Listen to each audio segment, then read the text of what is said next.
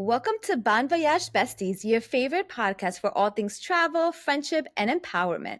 While Rachel and I can make travel look easy, unexpected problems and important lessons are pretty much guaranteed whenever you embark on a solo trip. Today, we have Jen Hammel with us to talk about her first solo travel experience and all the crazy mishaps that happen along the way. Jen is a world traveler with over 20 years of solo travel experience. Her content focuses on showing authentic adventures from a midlife and plus size perspective. When she's not traveling, Jen enjoys getting into nature, Zumba, trying new restaurants, and snuggling with her animals. So let's welcome Jen to the show. We're so happy to have you, Jen. Welcome. Thank you for having me. Excited to be here. So fun. I love the snuggling part. It's so funny because people always think I'm always traveling. And I'm like, honestly, 70% of my time, I'm on the couch with my French bulldog, Chloe. Maybe 30% is traveling, but most of the time, I'm snuggled up with my little baby.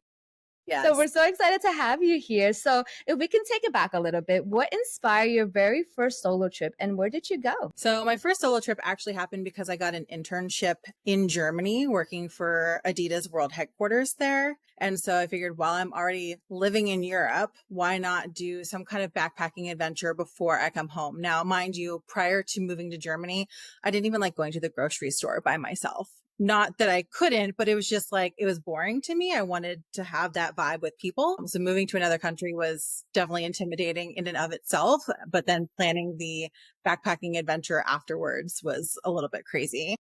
It wasn't meant to be solo either. One of my best friends was supposed to join me and she has a fear of flying over water, especially something like an ocean. Rachel, I'm sure you can relate. Those are the worst. I'm always, out of all the types of flights, scared of flying over water, which, when you think about it, it doesn't make much sense because you're equally screwed if you crash into a mountain versus the ocean. But anxiety is not very logical. So I understand where she's coming from. Yep. So I had planned out the whole trip. It was going to be a month long. My aunt and uncle were very kind and they bought me a rail pass, one of those youth rail passes. And my friend was like, I'm so sorry. I can't do it. I'm not going to go. And I was like, well, I've already planned this month long trip. I guess I'm going to do it solo. So let's go. Let's do it. I That's love really it. brave. So adventurous. I love the fact that you didn't chicken out. So I'm proud of you. Yeah.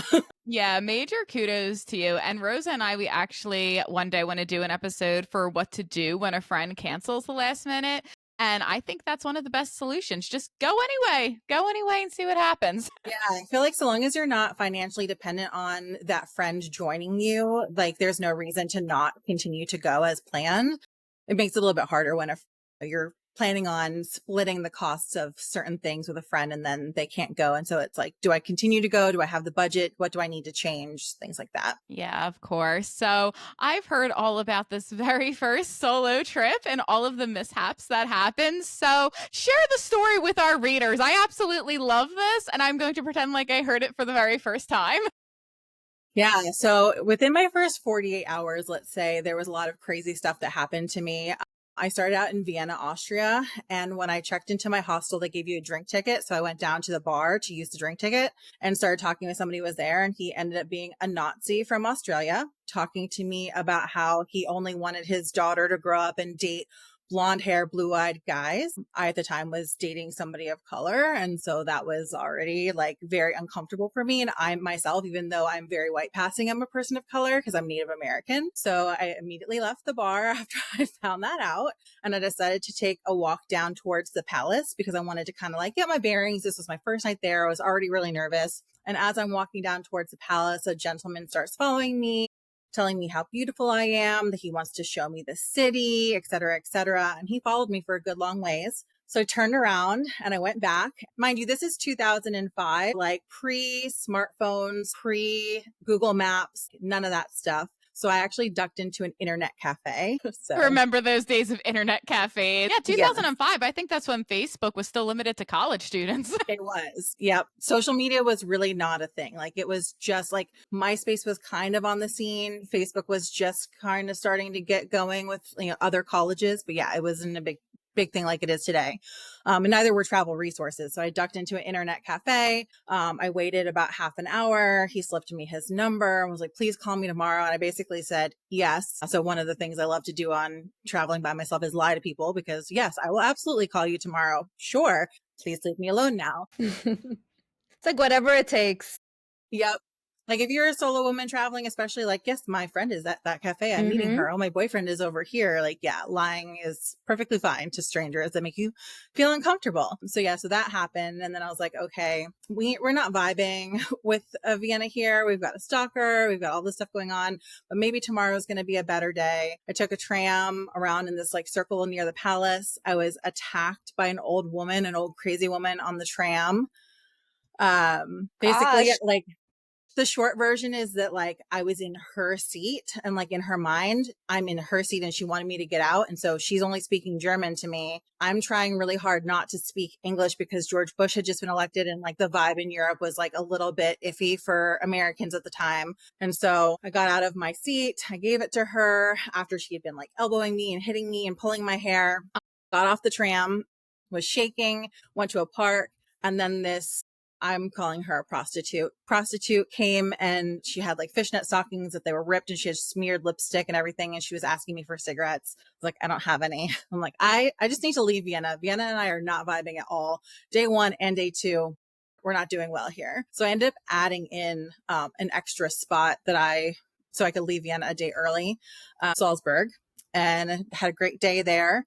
But the hostel that I was staying in had some kind of partnership with, I think like maybe like a mentally challenged youth program or something like that, because there were a lot of kids with various different disabilities or challenges there. And one of them came up to me while I was using the computer and started humping my leg. Oh my gosh. So imagine like a 13-year-old boy humping a 22-year-old young girl's leg while she's like standing at a computer. And I'm just like looking around like, Hilfa, Hilfa, God, I would be somebody. booking a plane ticket home.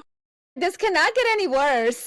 My Yeah. gosh, it's like this is a perfect example of truth is stranger than fiction right here. Like, I was just reading one of my trashy thriller novels, and this is the type of stuff you cannot make up. I It's know. I'm like, crazy. so I'm like, okay, we're not vibing with this either. That's fine. We're just staying here for the one night. Like the next day I left, skipped to now I'm in Rome, and I was in Rome for about a week. I met some really cool people at my hostel. On one of my last nights, I was out with them and drinking in the piazza. And I don't really drink anymore, but I definitely drank like a fish at the time. And so late at night, crawled up into my bed, top bunk, right onto a man who was in my bunk. That's my bad. Sure, he was happy for, the little accident. Thankfully, I didn't put my hands anywhere that they shouldn't be. But I definitely crawled up on top of him and was like very drunkenly like, what are you doing in my bed? Get out of my bed. This is my bed. And he was very kind. He did leave the bed and went into whatever other dirty bed that they hadn't made up and let me sleep there. And it was a little awkward the next day, but it was okay. Yeah. There was a train strike in Rome. Like I was worried I might not be able to get out of Rome, and things continued to happen, but it was just kind of like that first 48 hours was like really like, oh my gosh, I'm already nervous. I've never done anything like this before. Basically everything that can go wrong is going wrong. Like, what is the rest of this month-long backpacking going to be like? It is just insane. And like for me, I'm thinking back to my very first solo trip. I was a little older. It was 2019. I think I was like 25, 26 at the time. And I remember that first day, the worst thing that happened to me was I kept going around the same block again and again because I couldn't find my hostel. I kept just like passing the same McDonald's and I'm like, why can't I find this? And eventually I did. But that is like crazy. I don't know how you're not turned off from solo travel forever, to be honest. You would think that I would be after that, or that I would like have been like, I'm done. I'm going to go back to Germany. Like I'm scrapping the rest of this trip. Like it's not worth it. But no, I was determined, and I'm a little bit headstrong. So I just powered through. I love that though. Did the rest of the trip get better? I did get better for the most part. My friend had her bag stolen on the train when she was meeting me. So that didn't happen to me, but I had to help her. And that was just something that I was very nervous about for myself, was that I'm traveling with this backpack and like, I'm plus size. And so I can't find clothes readily anywhere. So if somebody steals my stuff, like it's a little bit harder for me to find something in a store. So I was already very nervous about my backpack, and I met up with her closer towards the end of my trip. And so fortunately, like nothing had happened to my stuff, but dealing with her stuff, it was made me very thankful that it didn't happen to me. Man. Yeah, and that's what people don't realize. Like travel, yes, it's fun. It could be glamorous, especially when you see it on social media. But there's so many things that can go wrong, from simple little things like taking the wrong bus or the wrong train to bigger things like, getting robbed or anything like that. Getting But humped in the lobby. I mean, or that. You don't hear that every day. I will say that I never was scared for my person. I was only scared for like my things or like random things happening to me. Like in Amsterdam when I was there, I got propositioned to apply for a sex show in the red light district. When I was walking by, the bouncer was like, "Oh, you look like you'd be perfect for this." And I'm like, "No, thank you." Awkward. Compared to everything else, that's kind of mild. It's tame, right? Like you would hear that alone and you're like, "Oh my gosh." But like when you hear it with the rest of the stuff, it's like, "Oh, that's nothing." Yeah, everything like all together. It's like, oh yeah, that's nothing. I was propositioned in Amsterdam. Believe me, that's not nearly the worst thing that could happen to you when you travel solo, kids. No. So I have to ask, what did this trip teach you about your own resilience? Because I know in the beginning of the episode you said that you weren't even a fan of going to the grocery store alone. So after this whole sweeping adventure, what did you learn? So I definitely have learned that I was always far more capable of doing things than I gave myself credit for, and that I need to trust my instincts a little bit more. So if I'm walking somewhere or talking to somebody and I'm already feeling a little bit uncomfortable, like I need to listen to that gut a little bit more and kind of like back out. I think like that guy that followed me in Vienna, he was the first of, I think, 3 or 4 people that followed me or were watching me closely for a long period of time while I was on that backpacking trip. And I just kind of like let them do their thing or, didn't really like make a stink about it. But now as a 43-year-old person, I think I would make more of a fuss so that they felt embarrassed about what they were doing. If I felt safe to do so. I'm not saying that that's what you should do in every situation, but Yeah, definitely. I always say on the show, trust your gut because that's really valuable. Sometimes we ignore it. And my gut has always been right. Whenever I've had kind of an icky feeling, the gut has 100% success rate. And I definitely do think now that I'm a little bit older, because I've had someone follow me once in Lisbon and just kept following me around the water, asking for my number. And I would just kind of like get up and move. I wasn't quite sure what to do. But I do think now I would say something. And like you said, it might not be appropriate for every situation, but I do think now that I'm a little older, I would make more of a fuss. And for new solo travelers out there, you really don't owe anyone kindness or your attention when you're by yourself. And honestly, if a stranger won't leave you alone, that's on them. Like, they should be embarrassed. That's like really loser behavior right there. And I agree with the lying part too. I know I shared about this in another episode when I traveled to Dominican Republic one year. I was talking to like a mother-daughter that were traveling from Liverpool, and I happened to mention that I was there by myself. And then they advertised that to everyone. They were like, "Oh, here's Rosa, the girl traveling alone from New York City." And at first, they didn't have any ill intentions with it, but I'm like, now they just advertise this to everyone at this resort that I'm here by myself. So after that trip, I never tell people I'm alone, especially if I'm walking on the street. Sometimes I'll grab my phone or I pretend to like wave, like if someone's waiting for me at the corner, if I feel uncomfortable, or if I'm passing by a crowd that makes me feel a little bit sketchy. So there's no shame in lying or, not telling people exactly your location. I think also too with social media, as content creators, I never post in real time. I never share my location, even if I am traveling with a group of people, just out of my own personal safety. So you have to be careful with those things because you just never know who's out there watching you, stalking you. And like you said, if you feel uncomfortable, get yourself out of that situation, and maybe even to kind of lean on someone if you're, traveling somewhere where there's someone around you that you can kind of connect with as well. yeah, definitely. I mean, I feel like there was a period of time where I almost wanted people to know that I was a solo traveler in the moment because I felt proud of that, of like, here's this woman who's traveling by herself. And, because I get so many people are like, aren't you scared? Or, aren't you worried about this? And I want them to know that it's okay. But at the same time, like you have to trust who you're telling it to is going to be a safe space to share that with. And I definitely don't like sharing it now, especially if I'm in an Uber with somebody or it's near where I'm staying. Like, they could maybe like follow me back to like my hostel or my hotel or anything like that. Yeah, exactly. It's all about context, right? And I think I mentioned this on the show before too. Like, it's one thing to be sharing that with other solo travelers staying at the same hostel as you versus some random person who approaches you in a museum or something and like you don't, know anything about them. You want to kind of, keep that information close and hidden for sure. Yeah, definitely. Now, throughout your trip, did you meet anyone that helped you out or that changed the course of your experience? Yeah, I mean, like I said, it was really pre-social media. So like, everybody that I met along the way at the hostels and things like that, we were all just kind of like in the moment with each other. And so that was really great. I would say that the people that I met in my hostel in Rome, I connected to the most. I was there the longest. I was there for a week, and Facebook was just starting, to go to colleges. And so I did join Facebook. And then when it expanded beyond that, some of those individuals found me on Facebook or I found them. And so, I'm still in touch with some of those individuals, and they live in Australia. Like, I haven't seen them since 2005, but we're still friends on Facebook and we talk every now and then. And like, I know if I go to Australia, it would be just as if we picked back up, 25 years ago, 20 years ago in Rome. That's so true. I've lost track of the number of times where I'll have met somebody like in 2015, 2016,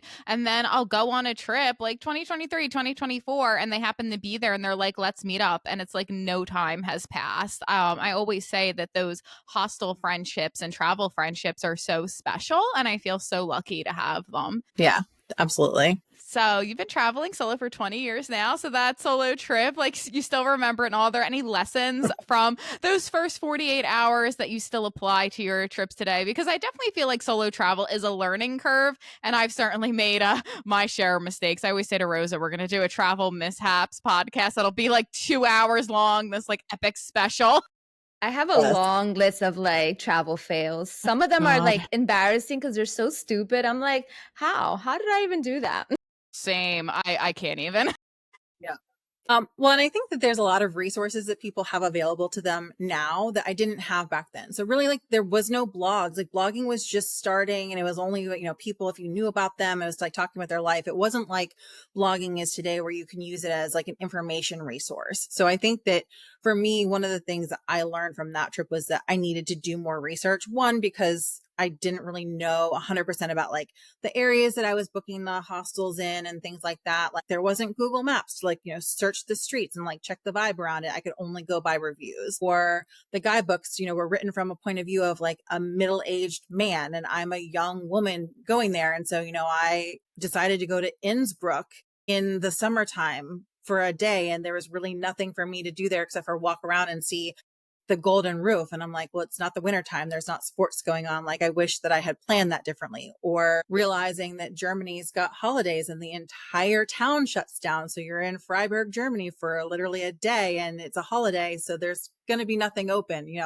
So using resources now to be able to research things, reading more, I love using Instagram and TikTok and blogs and things like that to be able to kind of like get a better sense of what I'm getting myself into. It totally makes sense. We're so lucky now. There's just so much more available. I know when I first started solo traveling, blogging was starting to become a thing. I think Instagram was kind of brand new, but a travel fail of mine was not taking reviews seriously when I booked my first hostel in Paris. Like, I saw some things like, this area is a little bit dicey. It's a little bit shady. And I was like, I'll be fine. I went to college in a big city. It doesn't matter. It mattered. It matters. Yeah. It mattered. So don't do that when you read reviews and they're all kind of saying the same thing. Maybe pay attention. Don't be me at 25, 26 years old. Like, you live and you learn. So like you said, traveling, it's like a learning curve. Every experience, every adventure teaches you something new. But I love one of the things that you said, Jen, that you did not get discouraged, because personally, if that happened to me, I probably would have been like, yeah, no, I'm checking out. I am booking my flight and I am going back home. Cried. 2005. Never leaving New Jersey. 2005. I was like a spoiled 18-year-old. I would have like locked myself in the dorm and cried. All these people are following me. So what would you say would be some advice that you would give to someone who has a rough first solo trip and they're feeling discouraged? So I think one of the things that helped me was just to kind of like take a beat, breathe, kind of like recenter myself and like think about the good things that had happened so far on the trip and what I was looking forward to that was coming up. And then be like, okay, what happened to me? How do I learn from it? How do I not make that mistake going forward? But like kind of keeping that like forward mentality of like, what am I looking forward to was like really important on my trip, because it also helped me pivot on my trip when things weren't going well in Vienna and I was feeling very uncomfortable. I was able to talk to the staff of the hostel, cancel it, look at the train schedules, go to Salzburg, that interim spot for a day and be able to figure stuff out. So just kind of like reassess and like keep yourself grounded and like think about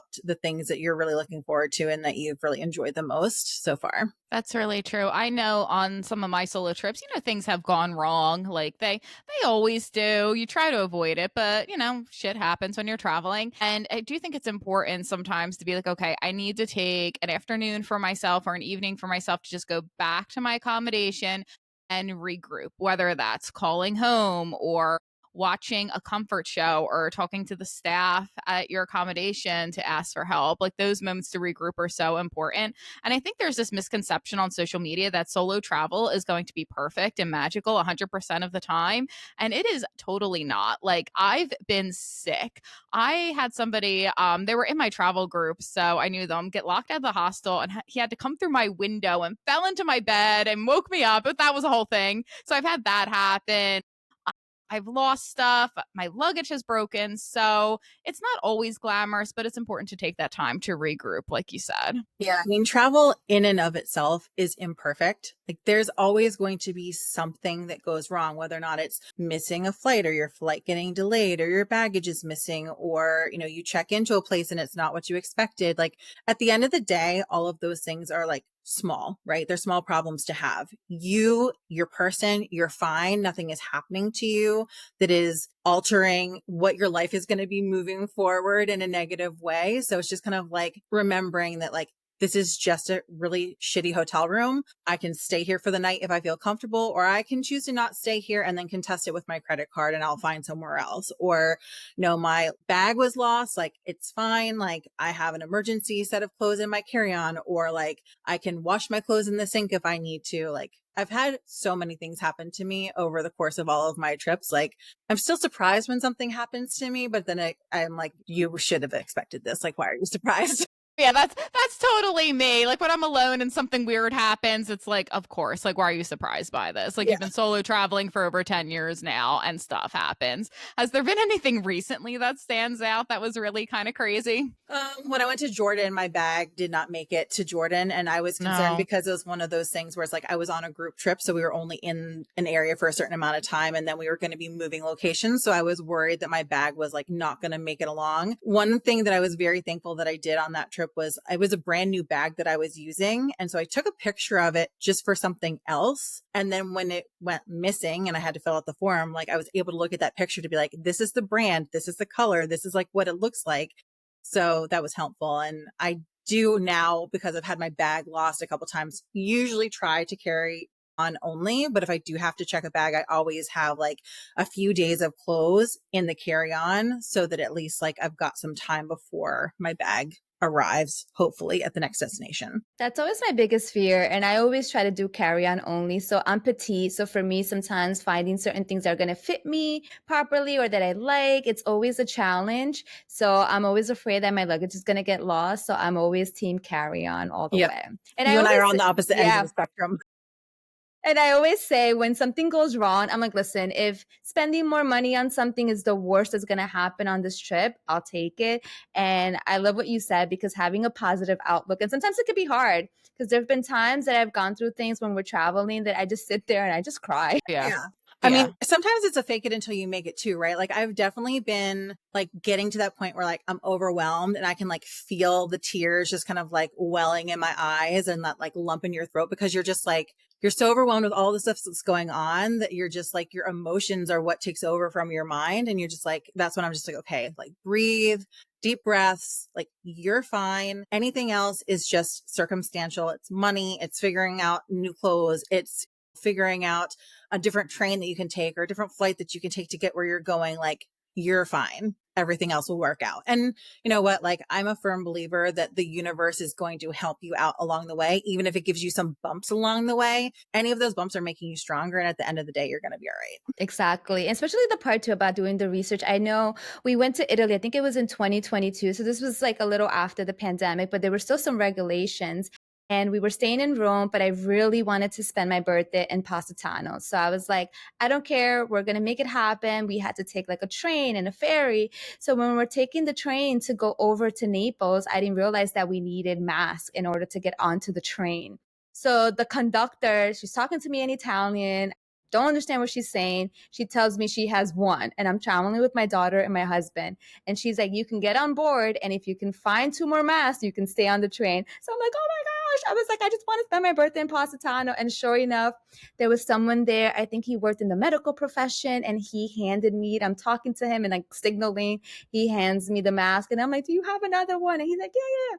Gives me the two masks. And I was like, What a oh, now sweetheart. I can breathe. Meanwhile, I'm like filling up with tears, and I'm like, after the fact, I was like, this is crazy. I'm getting so like emotional and upset. Worst case scenario, I would have spent my birthday in Rome. It's better than spending my birthday in my house here in New Jersey. But in that moment, I'm so overwhelmed, the planning process.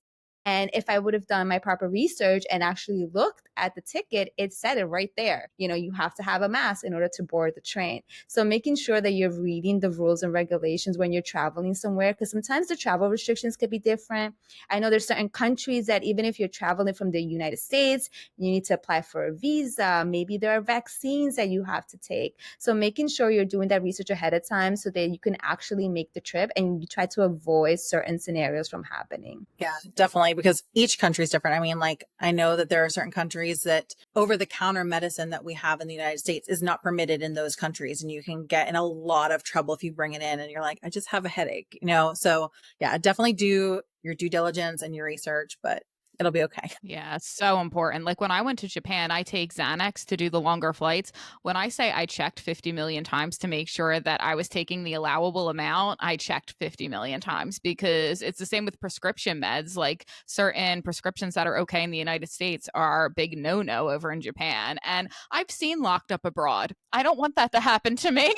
I don't have bail money. Sorry, Rachel. I used to always watch Locked Up Abroad before every solo trip. I don't know why. I don't know why. It was just one of those things I would do. I haven't seen Questionable. it, but now I think I need to. I think you need to. It was like a thing for me. Every time I had a big backpacking trip coming up, I'm like, all right, let's turn on Locked Up Abroad and see what not to do when you're traveling by yourself in another place. I mean, I thought I was going to be arrested with the old woman on the tram because when she was like, I was like, what do I do? Do I like continue to block her? Do I like bump her? I'm like, if I bump her, she's going to fall off the chair. She's going to break a hip. I'm going to go to an Austrian jail. I can't speak the language. Nobody knows how to get in touch with me. Cause again, cell phones, like mobile phones, like it was like T9 texting, like 25 cents per international text. Yeah, like I don't know what I would have done if someone was trying to like fight me for a seat. That's terrifying. Like even like here on New Jersey Transit, I don't know what I would do. I would be scared to death. Actually, New Jersey Transit would probably be worse, Rosa, if someone did that. Yeah. But like just take the chair. I Oh don't yeah. need it. I'll stand. But aside from having a positive mindset, how do you bounce back from setbacks now compared to how you handled them on your first solo trip? I think honestly, sometimes now I get even more anxiety like up front because I have done so much research. Like I've got like a set plan and I very much am like, I want to stick to my plan. So I think it's like, again, it's like taking that breath, like, and then using the resources that I have. It's like, okay, this happened. How can I like get on something else and trying to be a little bit more proactive. So I think like the points guy, Brian Kelly has like talked about this a lot on different venues, but like if you can already kind of like start, if your plane is going to be delayed, already start looking at like what other options are available. And if you have means to either like book a refundable ticket or use points or use this and that, or call the customer service line like proactively before they announce that something is going to be happening. And then everybody's trying to get through that queue. Like I just try to be like ahead of that curve now. That's really smart. I actually did that on a flight. My friend and I were going to Madrid And it was crazy because the flight over was canceled and the flight back was canceled. It was like a hot mess of Newark airport disaster. But what happened was going over, there was an issue like with the plane, a mechanical issue, and we turned around twice. And I knew it was coming. So I got on the United app right away and I'm like, I think this flight's going to be canceled. And the customer service rep was like, yeah, I just found out it was canceled. Do you want to be booked for tomorrow? And I was like, yes. So we were already booked right away. And then the announcement came on. And then everyone started like rushing to the counter, and we were just able to get an Uber home paid by United because it was already taken care of. So if you feel like something's going to go sideways, be proactive, jump on it immediately. I'm a huge fan of that. And some of these flights, I feel like with the layovers, they kind of set you up for failure. I know last year we had went to Croatia, so my husband was coming back home earlier and I was staying there with my friend. So he was actually flying into Vienna and then from Vienna coming back to New York City. And he had like a 45-minute window to get to the next flight. The flight leaving from Croatia was delayed. So he already knew and he's trying to talk to them. And like, no, no, no, you're going to make it. Sure enough, they did not make it. So that was like an ordeal. What turned from a 10-hour flight turned into like almost like a day and a half. He ended up having to go to like Amsterdam. So now I'm a little paranoid. So if we do have to do like a layover or a connection somewhere, we try to make sure that we're giving ourselves at least like 1 or 2 hours. I'd rather just like hang out at the airport or in the lounge than to be like stressed out that I'm going to miss my connection. Yeah. And, sometimes you can have a layover that's got that amount of time, but your flight leaving is delayed. And so you have to remember that when you land, like you've already been delayed. I forgot that when I was flying to Jordan and my flight was delayed by about an hour. So I used points. I was flying first class, which is very rare for me. But I was like very lackadaisical, like getting my stuff out of first class. Like I've got plenty of time. And then all of a sudden I was like, oh, wait, you were delayed. What time is it? Crap. You've got 40 minutes to be able to get through the airport. And I didn't know how far away it was. Fortunately, I made some friends of some people on the flight who were in the same situation because we're running. And like, I'm at that point where I'm like, I can run no more. Like I'm going to collapse because I can't breathe. So I was like, go catch the flight. Let them know to wait for one more person. I'm coming. I was like, I just can't run anymore. That's the worst, that feeling of running through the airport. Something similar happened to me. Again, I was going to Madrid. I don't know what is with me in Madrid. Madrid must just not like me. But it was a connection through Brussels, and I had just gone through a breakup, so I was like in a bad mood. It was just kind of a mess of a month. And the layover time was like maybe an hour or so, but you would think I would remember, like, hey, you have to actually go through border control when you get to Brussels. It's not just when you go to Spain. Like, you should have planned for that extra time. So the flight was delayed, and then we had to go through border control. And I was running through the Brussels airport past like all these designer stores and whatnot. And I was like yelling at nobody, saying, I forgot this airport was so big. I think people thought I was crazy. And they were about to like close the gate and I had just made it. And I never want to repeat that experience again, because when you're just like jet lagged, full of Xanax, not sleeping all night, and running through an international airport, it's just like the worst thing ever. I Yeah. think similar to what you were saying before, Rachel, when we were talking about, like you don't have to be kind to anybody. You don't owe them your kindness. Like in situations like that, while it still pays to be kind, it also pays to be assertive when like you might be pretty far back in line. Those people in front of you, they might have flights that are a lot longer. Like I now have no shame in being like, my flight is getting ready to board. Like, can I please cut in front of you? Or like waving my hand at somebody to like come pay attention to me so I can plead my case with them and like, hop a queue if I need to because my flight was delayed or something like that, where younger me would have just been like sitting in the line with anxiety of like, I hope I make my flight. I hope I make my flight. This line needs to move along. It's like, no, ain't nobody got time for that. No. No. And I know I always say yes. Like when this has happened a couple times at security in Newark, I'll have people like ask me, be like, hey, like I'm running super late. Like my flight's going to board really soon. And I always get there super early. And I always say yes. I'm like, yeah, sure. Cause like I've been there and it sucks when you're like running through the airport. It just, just the thought of it is like I've been awful. the bad guy once and said no to someone. But I was also late. So I was like, oh no. I was like, listen, my flight's about to leave too. Get back there.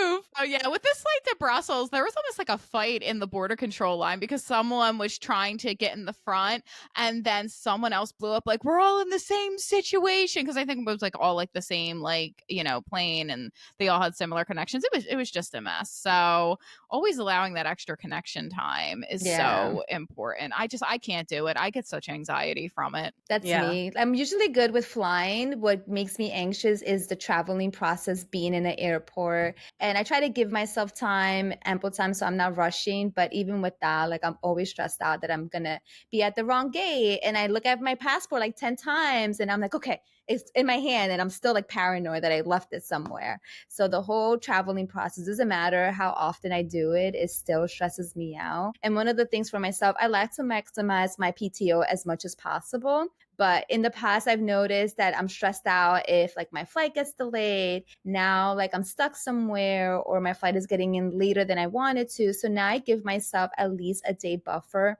coming back home. And, going there, usually not so worried, but coming back home, I like to give myself a day buffer because I'm like, I don't want to miss my flight.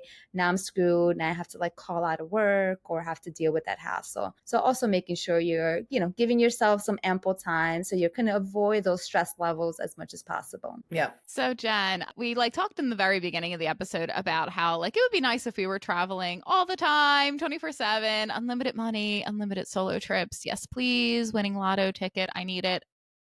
But how have these skills helped you in your day-to-day life? Because I know for me, I'm certainly a lot more confident than I was pre-solo travel with just like the daily grind. But I'm curious if you have any input about that. Yeah, I would say like, just in general, as you're saying, kind of makes you more confident. And then like, I think with, everyday life, it's like, I moved to a different country where I didn't speak the language. Like I can move from Virginia to Massachusetts with no friends, no family, no job. Like that's fine. Like I can do that. And I did it. Or, at the office, it's like, I've never done this before. And like, you get that kind of like imposter syndrome or like that little fear of like, I don't know if I'm doing this right or anything like that. It's like, okay, well, let's like back into the problem the same way that I would when I'm traveling, like, like trying to figure out the different pieces and like putting them together. So it's like every little bit of confidence and skill that you can kind of like put in your toolbox along the way, I think is really helpful. Yeah, definitely. It was like when I first started coaching soccer 2 years ago. I've never played soccer. I never did a sport. I was a choir nerd in school. I don't know the rules. And I was asked, and I'm like, okay. And then I thought about it. I'm like, well, I navigated Europe for 7 weeks by myself, washing my underwear in a hostel sink, and I turned out okay. So I can figure out how to, be the assistant coach for soccer. It's fine. My mom has to remind my father, I feel like, all the time, like, cause my father is a worrywart. I think like Mine is is where I too. get some of my worrying from. But it's like, oh, I'm going to be going and doing this. And he's like, well, how are you going to get there? I'm like, I'll just look at the train schedule. I'm there, like I'm very kind of like fluff about it. If I know that there's multiple different ways for me to get to the solution and I don't need to pre-plan. And he's over there like looking up things and, oh, with the metro and this and that, da, da, da. And my mom's like, she moved to another country. She's traveled to countries where she doesn't speak the language. When she didn't have a translator tool in her pocket, like she's going to be okay coming down to Washington, D.C. and figuring out which train she needs to take from the airport. It's like that's easy peasy. Yeah. It's like, that's nothing. So true. It's so true. My parents are similar. They worry. It's like, not to say that I haven't gotten on the wrong or the right metro going the wrong way because I was like thinking about it, but it's like, oops, and just like flip around. I'm the queen of U-turns in my car. Why should the metro be any different? It's funny because I get lost in New York City and I'm like, I've traveled in Japan and I figured it out. Why can't I figure out the avenues in New York City? Like it's just like a whole foreign concept to me. Yeah.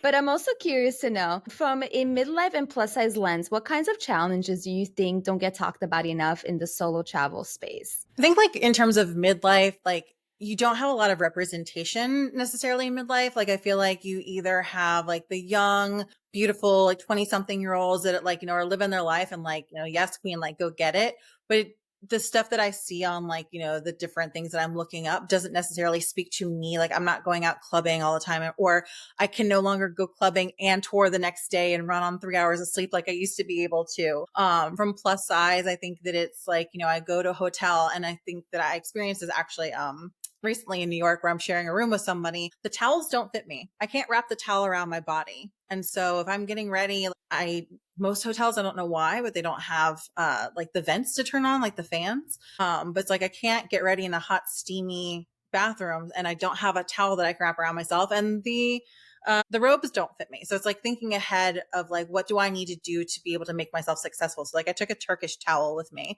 to New York that was like big enough for me to wrap around. But I think that it would be great for businesses to invest in like bath sheets or like a larger robe or something like that, that when you're checking in, you could ask for this. And then in terms of midlife as well, it's like finding those kind of like experiences that are a little bit more elevated to your age or your lifestyle. It's like I have a little bit more expendable income than I did when I was in my 20s. So I can take that, $100 fancy tea at the Fairmont when I'm visiting Quebec.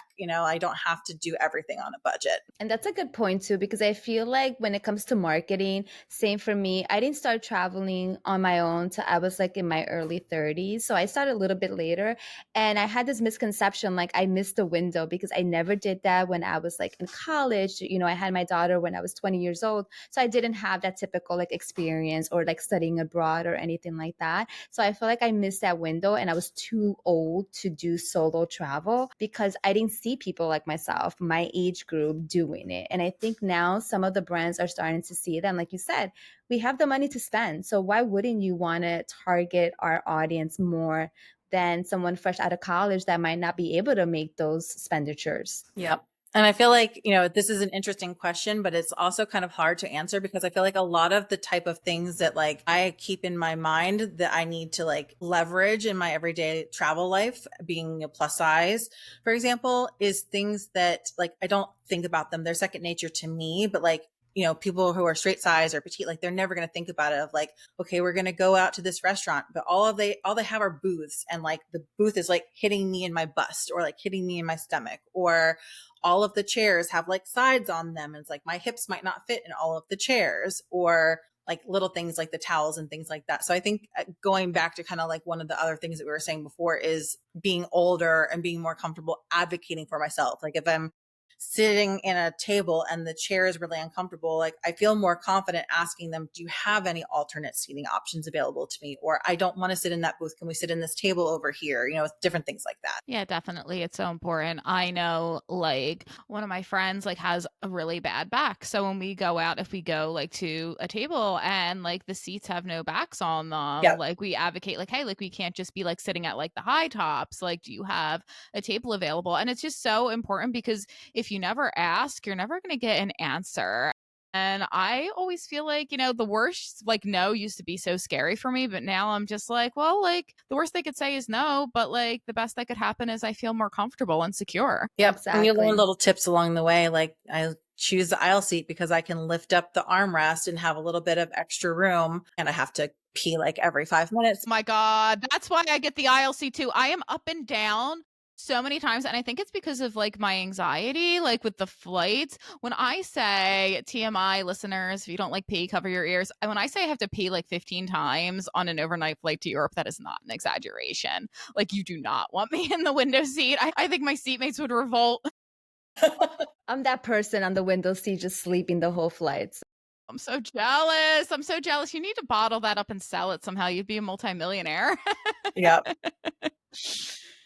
I'm already thinking about that 10-hour flight to Athens, and I'm like, oh my God, why? Limit your You'll be fluid. fine. Thank you. I will certainly try my best. So, Rosa, what do we think? Rapid fire round for Jen? Let's do it. So, All Jen, right. are you ready? We're going to I'm hit you with ready. some tough questions. Yeah, So, this is here the we miss. go. Dun dun. All right. So, flight delay or lost luggage? Flight delay, 100%. I agree. Agreed. Otherwise, I'm going to be wearing the same travel outfit the whole trip. Yep. Mm-hmm, Like I mm-hmm. said, it's hard to find clothing for me. So flight delay, 100%. Yeah, for me, I always try to bring a carry-on going over, but coming back, I check because I buy so much stuff, which I shouldn't be doing right now. I looked at my credit card statement this month; it was not good, and the thought of losing all my souvenirs, I can't handle it. I would take a flight delay too. Yeah. All right, so sleep in an airport overnight or sleep in a super sketchy hostel. Airport, also 100%. Like no question. I don't know what I would go with actually. I never done a hostel, so I guess I'm going to have to go with the airport. Are there any I've good-looking people at the hostel? I've Depends. done Both. I've had sketchy hostels where I felt super uncomfortable. And I think, and when you're in rooms with a bunch of other people and it's like sketchy and it's like people are sketchy, not a great feeling. I've slept in an airport because I didn't have enough money to even pay for a hostel before. And that was like perfectly fine. But you just, in any situation, you got to find a way to like keep control of all of your stuff so nobody walks off with some free souvenirs. Mhm. All right, this is a good one. Running out of money or running out of clean underwear? Clean underwear. My money can buy me new underwear. Exactly. Seriously, I was thinking that too. I'm just like, I've washed my underwear in the sink so many times. I am Yeah. fine. No, I'm that person. I usually pack like 20 pairs of underwears for like a 2-day trip. And I'm like, what's even going to happen? Like, what do I think is going to happen that I You're going to need pee that your pants many? like 5 times a day. Apparently. I never do. I pack at least 2 pair for every day that I'm going, and then sometimes extras. Because I mean, I guess you never know what's going to happen. you So don't know be what's going to prepared. happen, and then like I like a fresh pair at the end of the day. So So true. All right, this is a fun one. Getting food poisoning or getting sunburned. well, food poisoning is horrendous, and I don't wish that on anybody. And I get sunburned, unfortunately, all the time for being like pale as a ghost. So I'm gonna pick sunburn. Yeah, I think I would actually go with sunburn too. And my dermatologist will not like that answer. I just had all my moles checked recently because I'm fair and I have a lot of moles, but food poisoning, I I don't think it was food poisoning, but I've had to throw up multiple times on an international flight back to the United States from London, and it was horrendous. And I would rather get sunburned. Like, whatever. I'll take the hit. I go to the dermatologist every year. It's fine. I'll be Sunburns are crazy and go with food uncomfortable. poisoning. Well, they are. You're Yeah. gonna go food poisoning? I get really bad migraines and I'm used to like constantly throwing up. So, I can, I just feel like I'd rather like be like physically like ouchy to the touch than like feeling well, yeah. bad. Yeah. Yeah, it's not fun when you're, on a boat and you're just like, your head is spinning all over the place. Oh my gosh. I got nauseous on a ferry once coming back from the Aran Islands to Galway, and I just had to like sit on that top deck the whole time because I was feeling it. It was pretty bad. I'm usually pretty good on boats, but I'm really hoping for the Drake Lake when I go to Antarctica in January. I am terrified to do that. I've seen Yeah. pictures, and normally I'm okay on boats, Yeah. but those pictures, I am just like hell to the no. Just teleport me there. It looks pretty epic though. So we'll definitely live vicariously through you. All right. Rain every day of your trip or nonstop heat wave? As much as I dislike the heat and I don't do well in the heat, I'm going to pick heat wave over the rain. Yeah, That's a me hard too. one. It's a hard. I feel like for me it would be depending on the destination. Like if I'm somewhere where you want to go to the beach, then I guess I'll take the heat wave. But Yeah. Yeah, that makes sense. It depends. If it was Berlin again, because I've been in a heat wave in Berlin and I'm an AC girly, I fully admit I'm kind of a brat with that.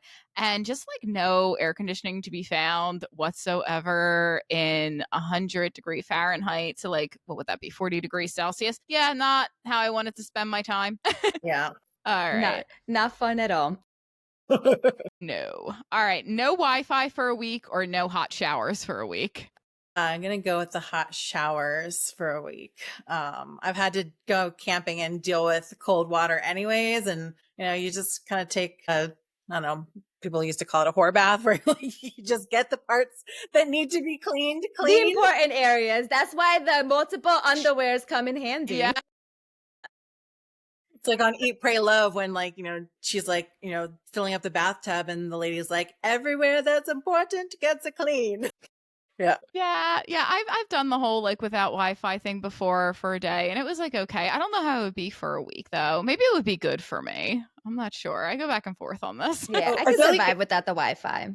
See, I feel like a week is a long time, especially when like if I'm at home and it's just like, places that I know and it's like my surrounding, then that's fine. But if I was like traveling and relying on the Wi-Fi to be able to like look up anything or like, get my tickets for something, then when I'm in a foreign place and I don't know like what my stuff is without the Wi-Fi, that's, I try to download what I can offline, but like that would be my worst nightmare. Yeah, definitely don't want to be stranded somewhere without any type of access to your mobile. Yeah.